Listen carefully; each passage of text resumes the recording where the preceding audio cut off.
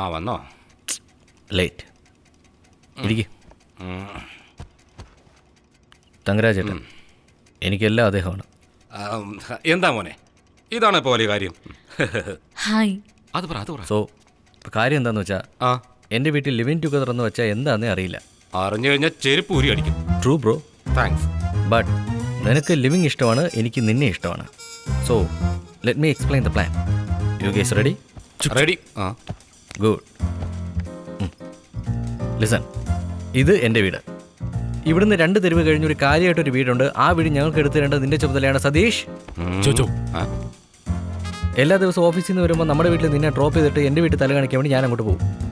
അപ്പോൾ തങ്കരാജേട്ടനെ ഫോൺ ചെയ്ത് എൻ്റെ അമ്മയുടെ മുമ്പിൽ ലൗഡ് സ്പീക്കർ ലൗഡ് സ്പീക്കർ ഇട്ടിട്ട് എനിക്ക് ടൈലറിംഗ് ക്ലാസ് എടുത്തു തരുന്ന പോലെ സംസാരിക്കും.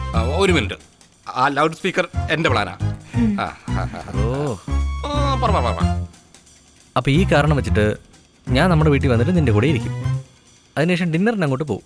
അതിനുശേഷം എല്ലാവരും ഉറങ്ങിക്കഴിഞ്ഞിട്ട് പുറകിലെ വാതിൽ തുറന്നിട്ട് ഞാൻ അങ്ങോട്ട് വന്നിട്ട് രാവിലെ അമ്മ വരുമ്പോൾ ഞാൻ അവിടെ കാണും. സോ നിൻ്റെ കൂടെയും കാണും, എൻ്റെ വീട്ടിലും സംശയം വരാത്ത പോലെയൊക്കെ ഇരിക്കും. സിമ്പിളായിട്ട് പറഞ്ഞാൽ ഒരു 1.5 പണിയാ. Exactly bro. I know bro. Guys, plan കുറച്ച് കോംപ്ലിക്കേറ്റഡ് ആണ്, പക്ഷേ നിങ്ങളെല്ലാം സപ്പോർട്ട് ചെയ്താൽ പോസിബിൾ. LHS = RHS. ഒരു മിനിറ്റേ, എന്താടാ ജോ ജോ ജൂ ജൂ പറയുന്നത്?